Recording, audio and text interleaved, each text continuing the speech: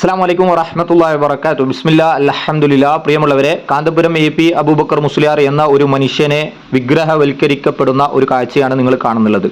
ഇദ്ദേഹം ഊതിക്കൊടുത്താൽ ജനങ്ങളുടെ രോഗം മാറുമെന്നാണ് ഈ പാവപ്പെട്ട ജനങ്ങളുടെ വിശ്വാസം. ഇതിലൂടെ അദ്ദേഹം അന്യായമായി ജനങ്ങളുടെ സ്വത്തും കൈക്കലാക്കുന്നത് നമുക്ക് കാണാൻ പറ്റും. അല്ലാഹു സുബ്ഹാനഹു വ തആല പരിശുദ്ധ ഖുർആനിലൂടെ ഇത്തരം ആളുകളെ കുറിച്ച് ശക്തമായ താക്കീതുകൾ നൽകിയിട്ടുണ്ട്. സൂറത്ത് തൗബയുടെ 34-ാമത്തെ വചനത്തിൽ.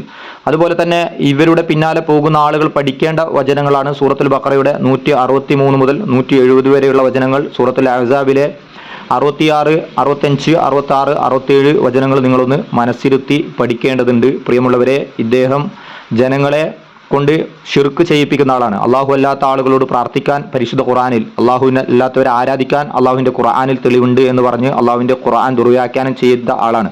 അതേപോലെ തന്നെ ലോകത്തിൻ്റെ മുഴുവനും കൈകാര്യകർത്തം അഥവാ മുദബ്ബിറുൽ തദ്ബീർ ചെയ്യുന്നത് മരിച്ചുപോയ ആളുകളാണെന്ന് ജനങ്ങൾക്ക് പഠിപ്പിച്ച പരിശുദ്ധ ഖുർആൻ ദുർവ്യാഖ്യാനിച്ച വ്യക്തിയാണ്.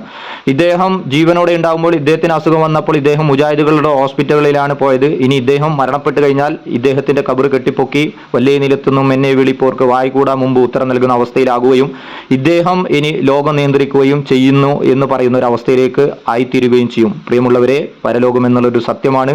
ഇത്തരം ആളുകളിൽ നിന്ന് വിട്ടുനിൽക്കുക. റബ്ബ് സുബ്ഹാനഹു വ തആല അതിനുള്ള തൗഫീഖ് നൽകട്ടെ. അസ്സലാമു അലൈക്കും വറഹ്മത്തുള്ളാഹി വബറകാതുഹു.